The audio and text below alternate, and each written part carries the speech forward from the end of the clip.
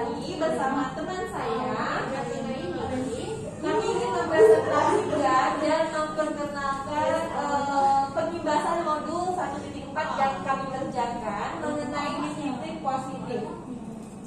Baik, disiplin positif di sini sebelumnya kita akan mengetahui dulu apa sih kata pengertian filosofi pendidikan menurut pemikiran Ki Hajar Dewantara. Yang pertama, di sini ada koneksi antar materinya. Untuk mencerminkan budaya positif, kita harus mengerti dulu nih apa sih filosofi Bapak Ki Hajar Dewantara, kemudian apa saja nilai diri dan peran guru penggerak, dan bagaimana paradigma. Di sini kami menggunakan metode Bahjah. Kemudian nanti dari metode yang kami gunakan akan mencerminkan budaya positif di dalam kelas atau sekolah. Dan tentunya budaya positif ini juga akan berkaitan dengan visi sekolah impian. Oke, untuk latar belakangnya, di sini Ki Hajar Dewantara mengumpamakan sekolah sebagai sebuah ladang tempat persemaian bibit agar bibit bisa berkembang secara maksimal. Maka petani dapat memperbaiki kondisi tanah, memelihara bibit tanaman, memberi pupuk dan air, membasmi ulat-ulat ataupun jamur-jamur yang mengganggu hidup bibit tanaman dan lain sebagainya. Murid itu kita umpamakan sebagai bibit, sedangkan guru itu merupakan petani yang bertanggung jawab untuk mendidik, mengajar dan merawat para murid sehingga mampu mengembangkan potensinya. Guru bukan hanya sosok pendidik yang sekedar memberi tuntutan ataupun nilai angka dalam belajar, melainkan juga sebagai sosok pengajar yang menanamkan nilai-nilai kehidupan, moral atau ilmu-ilmu esensial ke dalam diri anak-anak sehingga mereka memiliki kecakapan lahir dan batin. Selanjutnya, karakter pendidikan yang ingin ditunjukkan oleh Ki Hajar Dewantara adalah pendidikan yang memanusiakan manusia. Salah satu caranya yang dilakukan itu adalah guru membantu siswa tumbuh maksimal, mempunyai karakter profil pelajar Pancasila. Nah, profilnya ini adalah dengan membangun budaya positif yang berpihak pada murid, membangun keyakinan atau visi sekolah yang menunjukkan dan mengembangkan budaya positif. Dalam mewujudkan budaya positif, adanya disiplin positif. Baiklah, kita akan masuk ke dalam konsep disiplin positifnya dan motivasinya. Next. Disiplin ini berasal dari bahasa Latin, yaitu disiplina, yang artinya belajar. Disiplin diri itu juga membuat orang menggali potensinya menuju sebuah tujuan, apalagi dihargai. Namun dalam budaya kita, maka kata disiplin telah berubah menjadi sesuatu yang dilakukan orang pada orang lain untuk mendapatkan kepatuhan.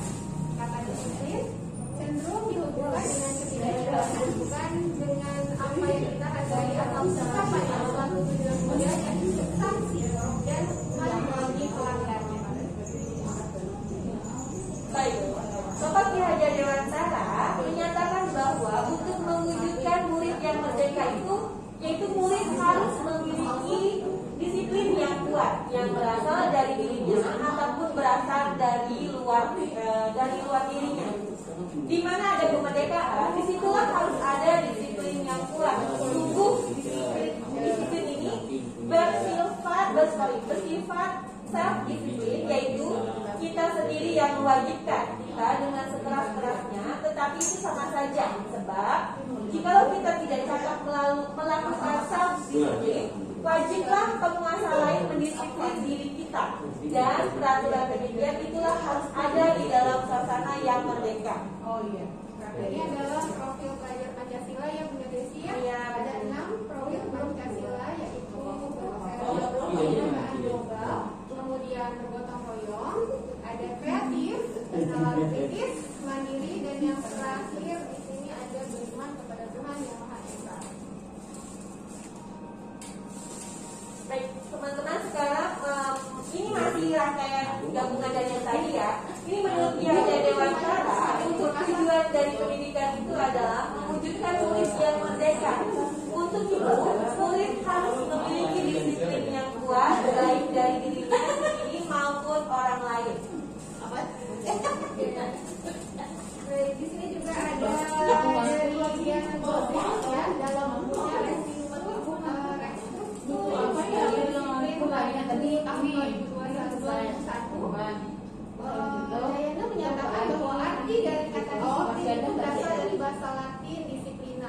Dan kata disiplin ini juga berasal dari akar kata yang sama dengan disiplin atau murid atau pengikut. Untuk menjadi seorang murid atau pengikut, seseorang harus paham betul alasan kenapa mereka mengikuti sesuatu, aliran atau ajaran tertentu, sehingga motivasi yang terbangun adalah motivasi intrinsik bukan ekstrinsik. Iya, seseorang yang memiliki disiplin diri berarti mereka itu bisa bertanggung jawab terhadap apa yang dilakukannya karena mereka mendasarkan tindakan mereka pada nilai-nilai kebijakan universal. Oke, dan menurut Diana dosen dalam bukunya Disiplin menyatakan ada 3 alasan motivasi perilaku manusia, yaitu yang pertama untuk menghindari ketidaknyamanan atau hukuman, kemudian yang kedua untuk mendapatkan imbalan atau penghargaan dari orang lain, dan yang terakhir untuk menjadi orang yang mereka inginkan dan menghargai diri sendiri dengan nilai-nilai yang mereka percaya.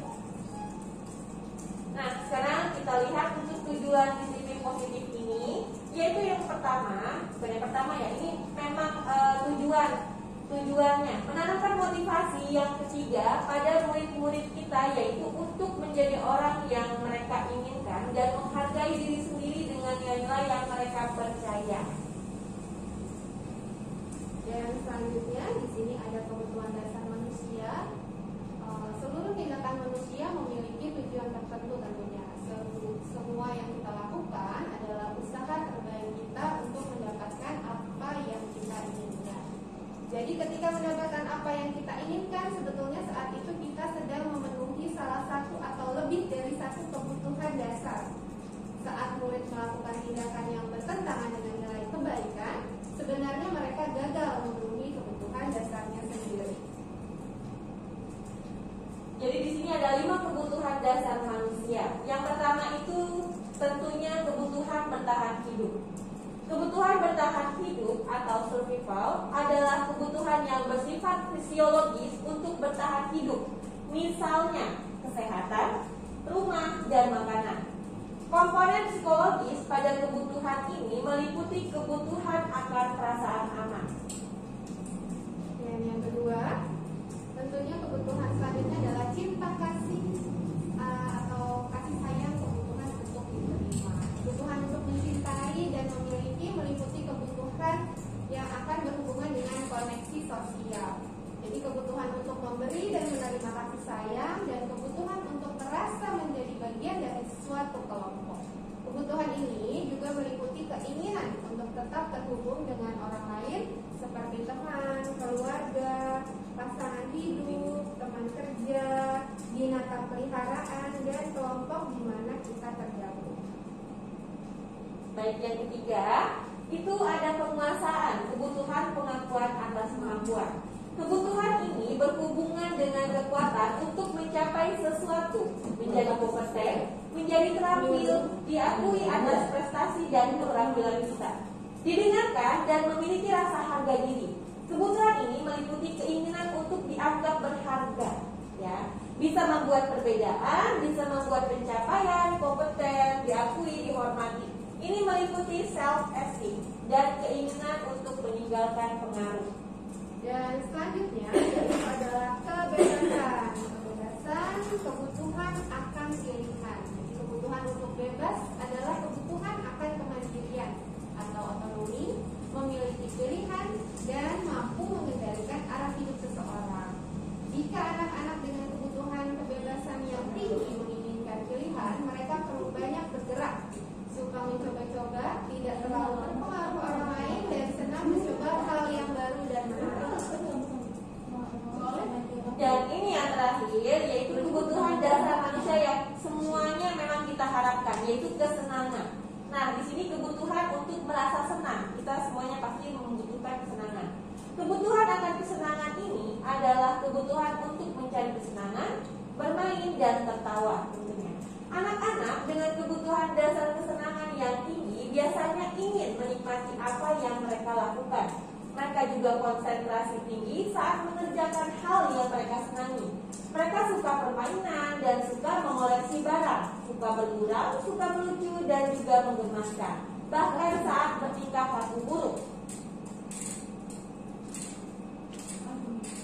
Ya, jadi semua orang senantiasa berusaha untuk memenuhi kebutuhan yang tadi kita sudah bahas ya. Iya, betul. Ada 5 ya. Jadi kalau mereka tidak bisa mendapatkan kebutuhannya dengan cara yang positif, mereka akan mencoba mendapatkan dengan cara yang negatif. Nah, ini hal-hal yang takut mereka lakukan. Jadi kalau bisa jangan sampai mereka melakukan hal-hal yang negatif. Ya, makanya di sini kita sedang menciptakan budaya positif baik di dalam kelas Maupun di luar kelas seperti itu. Next. Oke, baik. Sekarang posisi kontrol guru. Kita sebagai guru kita harus memiliki posisi kontrol. Di sini menurut Yanni Gosen dalam bukunya Restructuring School Discipline tahun 1998 mengemukakan bahwa guru itu perlu meninjau kembali penerapan disiplin di dalam ruang-ruang kelas kita selama ini. Apakah telah efektif? Apakah berpusat memerdekakan dan memandirikan murid? Dan bagaimana dan mengapa? Itu adalah pertanyaan-pertanyaan yang harus kita tahu sebagai guru. Oleh karena itu kita harus mempunyai 5 posisi kontrol. Nah, ada apa aja? Ada yang pertama kita menjadi teman, kemudian monitor atau pemantau, dan ketiga kita sebagai manajer, dan yang keempat tentunya di sini ada penghukum. Ini penghukum ini bukan berarti dengan tanda negatif ya. Iya, penghukumnya tidak yang secara fisik tidak. Kemudian yang terakhir membuat orang merasa bersalah. Tujuan posisi kontrol. Jadi tadi kita sebagai guru harus memiliki posisi kontrol. Sekarang tujuannya apa? Tujuannya itu bisa jadi dalam praktik penerapan disiplin sehari-hari kita akan kembali ke posisi teman ataupun pemantau. Karena murid yang ditangani belum siap diajak berdiskusi ataupun diundang melakukan restitusi. Namun perlu disadari tujuan akhir dari 5 posisi kontrol seorang guru ini adalah pencapaian posisi manajer, di mana di posisi inilah murid dapat menjadi pribadi yang mandiri, merdeka, dan bertanggung jawab atas segala perilaku dan sikapnya, yang pada akhirnya dapat menciptakan lingkungan yang positif, nyaman, dan aman. Nah, sebelum itu tentunya kalau kita di dalam kelas kita membuat yang namanya keyakinan kelas. Setiap tindakan atau perilaku yang kita lakukan di dalam kelas dapat menentukan terciptanya sebuah lingkungan positif. Perilaku warga kelas tersebut menjadi sebuah kebiasaan yang akhirnya membentuk sebuah budaya positif. Ini biasanya kalau kita bikin di peraturan kelas. Iya, betul. Di awal semester biasanya kita melakukan aturan kelas atau keyakinan kelas. Baik, mengapa keyakinan kelas? Mengapa tidak peraturan kelas saja? Ini adalah pertanyaannya. Jadi, suatu keyakinan itu akan lebih memotivasi seseorang dari dalam atau memotivasi secara intrinsik dari dalamnya. Seseorang akan lebih tergerak dan bersemangat untuk menjalankan keyakinannya daripada hanya sekadar mengikuti serangkaian peraturan yang mengalur. Mereka harus berlaku begini atau begitu yang membuat ketidaknyamanan dan keterpaksaan.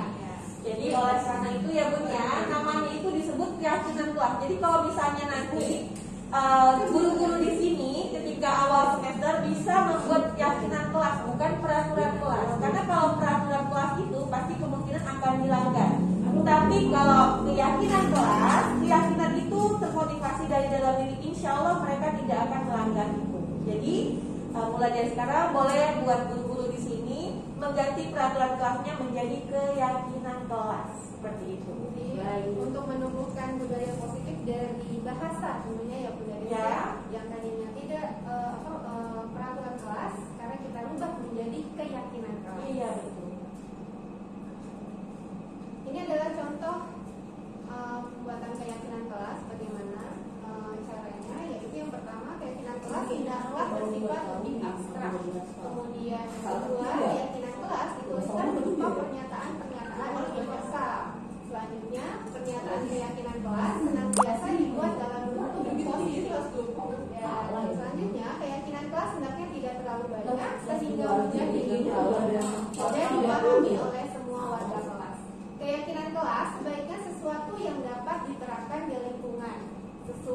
Semua warga kelas hendaknya ikut berkontribusi dalam perbuatan keyakinan kelas lewat kegiatan curah pendapat, bersedia meninjau kembali keyakinan kelas dari waktu ke waktu. Nah, sekarang kita akan melihat segitiga restitusi. Mungkin bagi teman-teman di sini, guru-guru di sini, mungkin ada barangkali yang sudah mengenal segitiga restitusi, ya. Jadi di sini kalau misalnya kita anak murid kita melakukan kesalahan, jadi tidak semata-mata langsung menghukumnya, tapi kita harus tahu aturannya dulu. Di sini ada segitiga restitusi yang harus kita perhatikan dalam menanyakan anak yang ketika dia melakukan kesalahan. Di sini juga ada contoh pertanyaan ya. Untuk mengetahui ketika murid kita melakukan kesalahan, contoh pertanyaannya adalah Anda menunjukkan kesalahannya dan meminta melihat kesalahan yang baik-baik. Kemudian yang kedua, Anda mengatakan kamu seharusnya tahu bagaimana kamu seharusnya bertindak. Ketiga, Anda mengingatkan murid Anda akan kesalahannya yang sama di waktu sebelumnya. Kemudian yang keempat, Anda akan bertanya padanya kenapa kamu melakukan sesuatu yang seharusnya tidak kamu lakukan. Dan yang terakhir, Anda akan mengkritik dia dan mendiamkannya. Oke. Nah, jadi kalau Anda melakukan tindakan-tindakan tersebut, ya, mungkin Anda akan membuat murid Anda merasa menjadi anak yang gagal. Mungkin teman-teman tanpa kita sadari selama ini setiap kali ada anak yang melakukan kesalahan, baik itu kesalahan kecil maupun kesalahan besar. Contoh kecil atau kasus kecil kalau di dalam kelas biasanya suka mengejek, ya, membuat temannya menangis, itu hal yang biasa dilakukan oleh anak-anak di dalam kelas. Tapi tanpa kita sadari, karena kita langsung menjudge anak itu, kamu kenapa melakukan itu, gitu kan ya? Seharusnya tidak seperti itu, teman-teman. Jadi di sini makanya diajarkan segitiga restitusi. Kita harus tahu tahap-tahap mana yang harus kita lakukan. Karena kalau misalnya kita langsung menjudge anak itu, ya Bun ya, anak itu akan merasa sangat sedih karena kita langsung menjudge dia. Padahal kita tidak tahu sebenarnya apa yang terjadi dan kenapa dia berbuat seperti itu. Baik. Jadi di sini adalah konsep restitusi menurut Plessum Gosen. Yang pertama, restitusi adalah proses menciptakan kondisi bagi murid untuk memperbaiki kesalahan mereka sehingga mereka bisa kembali pada kelompok mereka dengan karakter yang lebih kuat. Dan yang kedua, restitusi juga adalah proses kolaboratif yang mengajarkan murid untuk mencari solusi untuk masalah dan membantu murid berpikir tentang orang seperti apa yang mereka inginkan dan bagaimana mereka harus memperlakukan orang lain. Dan yang ketiga, restitusi itu juga membantu murid menjadi lebih memiliki tujuan, disiplin positif, dan memuliakan dirinya setelah berbuat salah. Dan yang terakhir, ketika murid berbuat salah, guru akan menanggapi dengan cara yang memungkinkan murid untuk membuat evaluasi internal tentang apa yang dapat mereka lakukan untuk memperbaiki kesalahan mereka dan mendapatkan kembali harga dirinya. Nah, sekarang ada ciri-ciri restitusi yang membedakannya dengan program disiplin lainnya. Di sini yang pertama, restitusi ini bukan untuk menebus kesalahan, teman-teman, namun untuk belajar dari kesalahan. Jadi ketika anak-anak itu salah, kita memberitahu dia itu bukan untuk menebus kesalahannya, tapi untuk belajar dari kesalahan. Yang kedua, ada restitusi memperbaiki hubungan. Yang ketiga, restitusi adalah tawaran, bukan paksaan. Yang keempat, restitusi menuntun untuk melihat ke dalam diri. Yang berikutnya, restitusi diri adalah cara yang paling baik. Berikutnya, restitusi fokus pada karakter bukan tindakan. Lalu restitusi menguatkan, restitusi fokus pada solusi, dan yang terakhir, restitusi mengembalikan murid yang berbuat salah pada kelompoknya. Ini adalah 3 tahapan evaluasi diri. Jadi ketika murid bisa melakukan restitusi diri, maka dia akan bisa mengontrol dirinya dengan lebih baik, dengan tujuan yang lebih baik pula. Di sini ada, saya tidak suka cara saya berbicara padamu. Kesalahan yang saya lakukan adalah, yang pertama, saya sebenarnya punya informasi yang kamu butuhkan. Yang kedua, saya lelah dan saya bicara terlalu cepat. Yang ketiga, saya tidak jelas menyampaikan apa yang saya inginkan. Dan yang terakhir, pemahaman saya berbeda dengan pemahaman. lagi saya akan yang pertama menyampaikan informasi yang saya punya dan kamu butuhkan. Dan yang kedua, saya akan berbicara lebih lambat. Yang ketiga, saya akan bicara lebih jelas tentang keinginan saya. Dan yang terakhir, menyampaikan pemahaman saya padamu. Nah, teman-teman, di sini ada bentuk segitiga. Ini yang dinamakan dari tadi kita membahas segitiga restitusi. Di sini teman-teman bisa lihat bahwa di dalam segitiga restitusi ini ada validasi tindakan yang salah, lalu ada menanyakan keyakinan dan menstabilkan identitas. Jadi di situ kamu tentu punya alasan mengapa melakukan itu. Itu pertanyaan pertama yang harus teman-teman lakukan ketika menanyakan anak yang berbuat kesalahan. Lalu yang kedua, adakah cara yang lebih efektif untuk mendapatkan apa yang kamu butuhkan? Itu misalnya pertanyaan yang ketika dibutuhkan, kalau misalnya dia sedang berbuat, tergantung kesalahan apa yang dia buat. Lalu keyakinan kelas apa yang telah kita sepakati? Diingatkan lagi bahwa kita sudah melakukan kesepakatan apa di dalam kelas supaya dia mengingatnya.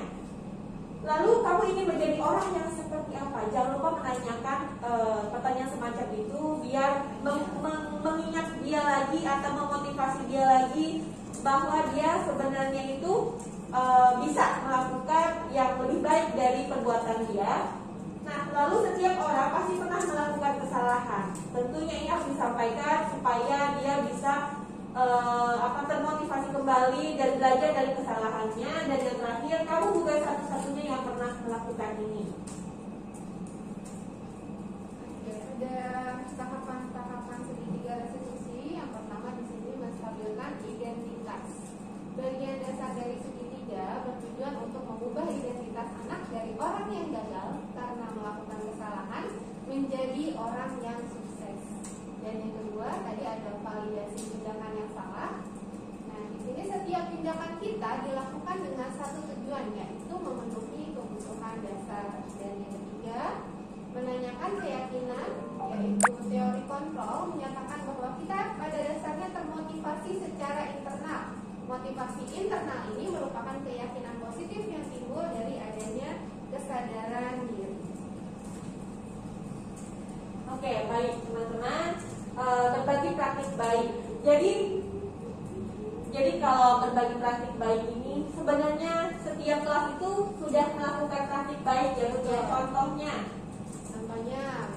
melakukan kebiasaan pagi seperti ada sholat, lalu ada qiraati, terus ada literasi yang biasanya kita membaca buku dulu sebelum belajar, terus masih banyak lagi yang lain ya. Ya. Ada jumsik juga ya, punya jumsik. Itu adalah ciri khas kita. Jadi setiap hari Jumat anak-anak itu membersihkan. Kalau selama COVID mereka membersihkan rumahnya ya Bu. Tapi kalau misalnya keadaan normal biasanya kita akan membersihkan lapangan, membersihkan kelas seperti itu. Oke. Ini gambaran-gambaran yang ada di dalam kelas ya. Ini adalah contoh keyakinan kelas yang biasanya kita menggunakan peraturan kelas. Di sini ada contohnya keyakinan kelas. Yang pertama, bertanggung jawab. Kemudian ada saling menghormati. Kemudian sopan santun, saling menghargai, dan apa itu Bu Dedes? Pelajaran yang menyenangkan. Ya, tentunya pembelajaran yang menyenangkan. Itu biasanya bisa kita lakukan kalau sebelum belajar itu melakukan ice breaking, lalu di akhir pembelajaran melakukan refleksi atau semacam permainan yang menyenangkan sehingga anak-anak pulang ke rumah itu dengan happy tanpa beban seperti itu. Oke, baik Bu Dedes. Ya, alhamdulillah. Jadi untuk pembebasan ya, pembebasan modul 1.4 titik A titik 10 titik 2. Nah, ini sudah kami lakukan. Saya bersama teman saya, rekan sekelompok saya.